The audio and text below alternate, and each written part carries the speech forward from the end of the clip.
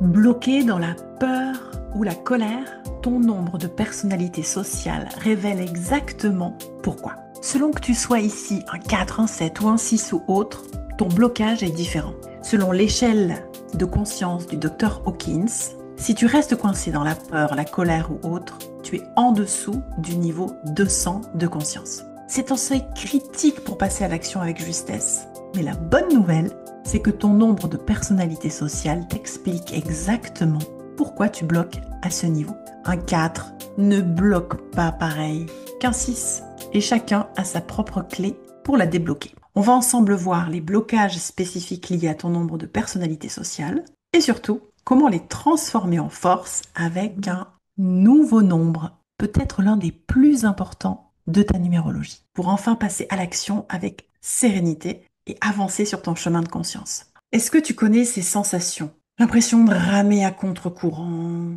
d'être en mode survie, chaque journée de lutter contre une vague d'anxiété, de l'irritation ou du découragement. Tu as des rêves, des projets, tu avances, mais une force invisible te retient quand même énormément en arrière. Tu es piégé dans tes réactions émotionnelles que tu ne maîtrises pas. Une simple remarque, un petit imprévu, et la vague de peur, la vague de colère, au lieu de juste te traverser sans te faire trop scier, monte, prend le contrôle et te laisse après vider avec un goût amer de honte ou de culpabilité. Bref, c'est pas top. Ce que tu vis porte un nom. Ce fameux cap des 200 pour le docteur David Hawkins est fondamental. Cette cartographie d'échelle est comme une grille de lecture basée sur l'observation et le bon sens de l'évolution de la conscience humaine. Tout n'est pas à prendre de mon point de vue dans son ouvrage et dans ses explications, mais elle a le mérite de poser des bases claires, notamment sur une distinction importante, un cap que chaque être humain doit passer pour se libérer, le fameux cap des 200. En bas de l'échelle, on va trouver les émotions les plus denses, celles qui t'invalident le plus, celles qui te plombent le plus. Et si tu veux en savoir plus, j'ai fait toute une vidéo sur ce sujet. Mais en bref, tout en bas, il y a la honte. 20, niveau 20. Sentiment de n'avoir aucune valeur, grande difficulté.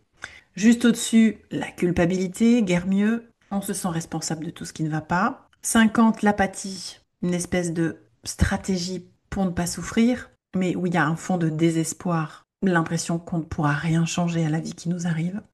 75, le niveau du chagrin, et ensuite 100, la peur, une émotion fondamentale qui nous paralyse la plupart d'entre nous. Elle nous fait voir le monde comme un endroit dangereux, parfois à juste titre, mais la plupart du temps imaginaire. Et la peur paralyse l'action. Au niveau des émotions un petit peu plus élevées, on va avoir le désir ou la colère. Quand nous sommes dominés par ces émotions, on va dire basses, nous fonctionnons en mode force. La force, c'est la contrainte, c'est la lutte, c'est l'effort. C'est essayer de pousser un rocher très lourd en haut de la montagne. C'est épuisant et au final, peu efficace. Le risque de se faire broyer par le rocher ou qu'il redescende en bas de la montagne est quand même très élevé.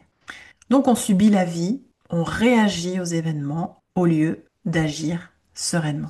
Le niveau de sens, c'est un point de bascule où tu passes de statut de victime des circonstances à celui d'être architecte de ta vie. Tu passes de la force peu à peu à la puissance d'être au fur et à mesure que tu grimpes les niveaux au-dessus, de 200. Pour Hawkins, 200 est donc une frontière fondamentale. En dessous de 200, nous sommes centrés sur nous-mêmes, l'ego est au cœur de la volonté et mène la danse, l'humain est en mode survie et ne prend conscience de sa valeur que parce qu'il possède. Alors qu'au-dessus des 200 s'ouvrent de nouvelles perspectives, l'humain s'identifie plutôt à ses actes, les valeurs s'universalisent au fur et à mesure, jusqu'à s'identifier à l'être que nous sommes. En dessous des 200, on sera omnubilé par l'accumulation, acquérir et préserver, alors qu'au-dessus des 200, ces mêmes qualités se transforment en croissance, savourer et évoluer. Une même chose observée depuis deux mondes différents, deux façons de penser et d'agir.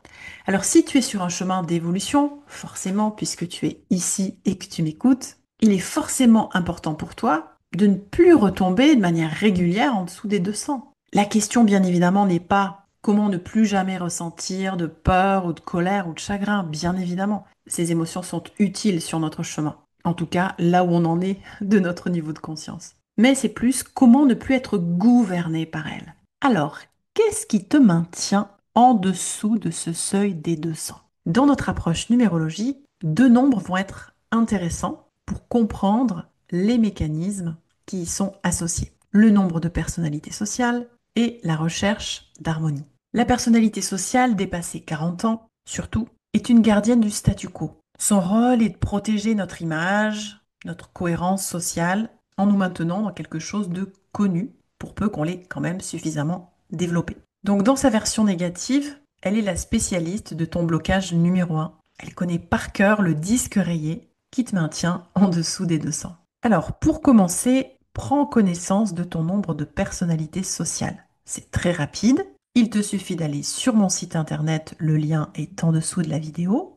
Tu rentres ton prénom, ta date de naissance, tu cliques juste si tu es un thérapeute ou non, et tu as accès à ton tableau. Survole ou clique les nombres pour trouver ta recherche d'harmonie et ta personnalité sociale. Si tu as besoin, fais pause sur la vidéo et reprends juste après. On va axer au démarrage notre analyse sur ta personnalité sociale et sur l'émotion peur qui est en général la plus fréquente chez les personnes que j'accompagne, comme l'émotion bloquante vers une action courageuse, celle qui te permet de sortir de ta zone de confort, de construire enfin ce à quoi tu aspires vraiment. Si ton nombre de personnalités sociales est agissant, ton blocage typique est la peur de l'échec et la perte de contrôle.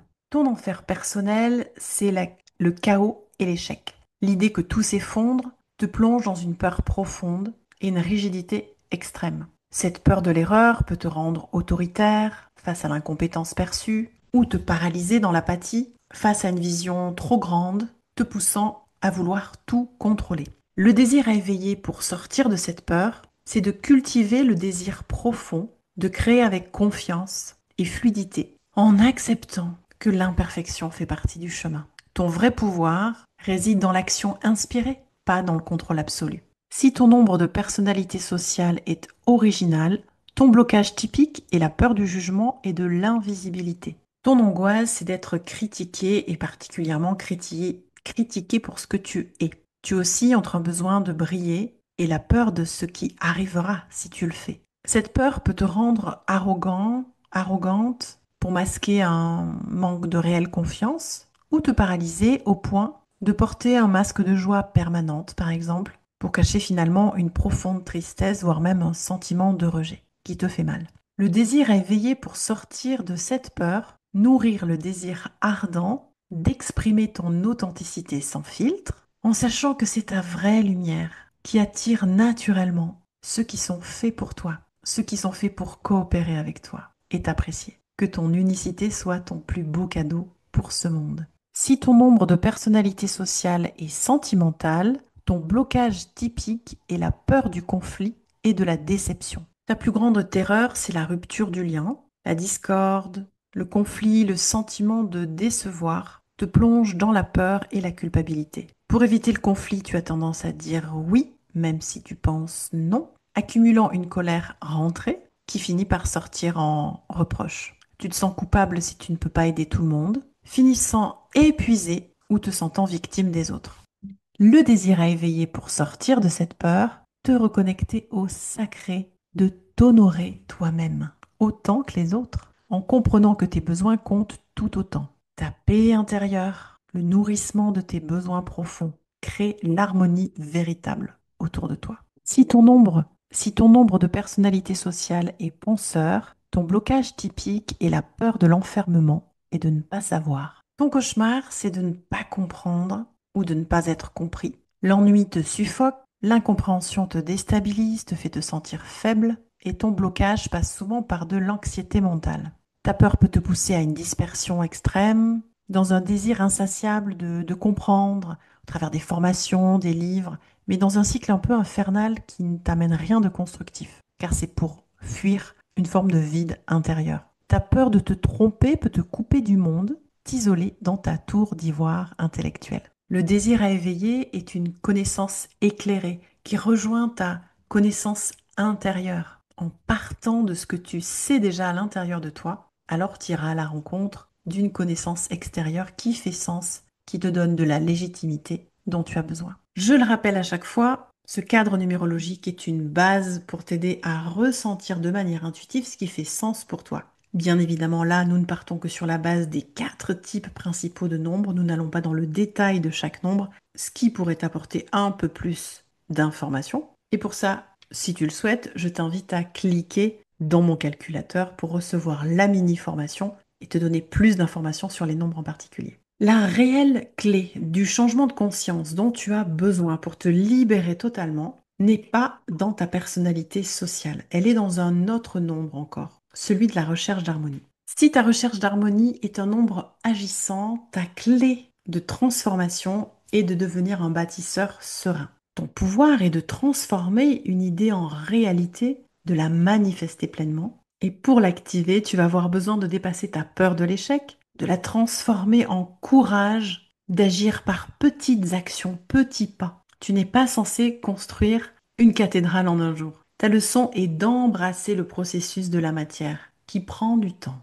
Ta stratégie, brique par brique. Ton objectif du jour n'est pas de construire la cathédrale, c'est de poser la première brique, puis la seconde, puis la troisième, et ainsi de suite. Chaque jour une brique, du mieux que tu peux. Et accepte que la première version de ta cathédrale soit imparfaite. Si ton nombre de recherche d'harmonie est un original, alors ta clé de transformation est de devenir un créateur authentique. Ton essence est l'étincelle de la création. Pour la laisser jaillir, tu vas avoir besoin de transformer ta peur du jugement en courage d'être pleinement toi-même, embrassant toutes tes qualités et tous tes défauts. Bien évidemment, rien ne t'empêche de travailler sur tes défauts au fil de ton avancée. Ta valeur ne dépend pas de l'approbation d'autrui.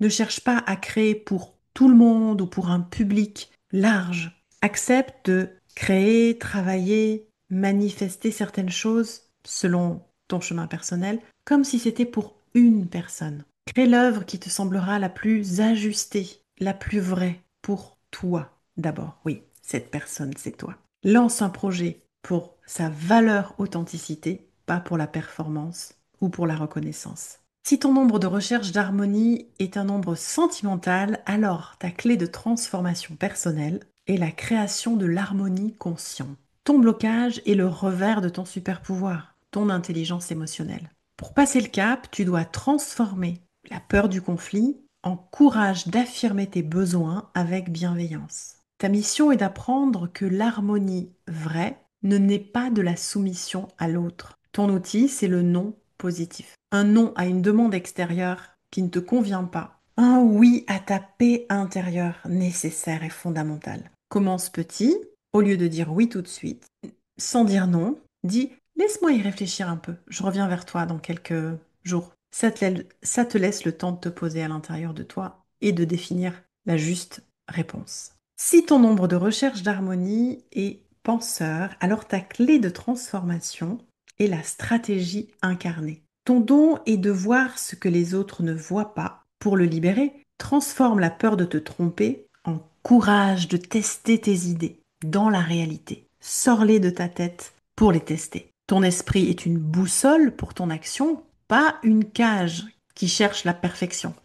Ta stratégie, la règle des 48 heures. Quand tu as une idée, donne-toi 48 heures pour la tester dans la matière. Fais un petit pas concret, même si ça n'est pas parfait. Le désir à éveiller pour sortir de la peur, c'est éveiller ce désir vibrant de vivre pleinement l'expérience humaine, en acceptant que la sagesse vient autant du cœur que de l'esprit. Ta liberté se trouve dans l'équilibre entre comprendre et ressentir. Bien, tu as vu que ta personnalité sociale orchestrait un blocage que tu pouvais déjà lever en suscitant un désir pour dépasser la peur. C'est en référence à l'échelle de Hawkins où le niveau de conscience supérieur est le pas à franchir et le désir est juste au-dessus de la peur.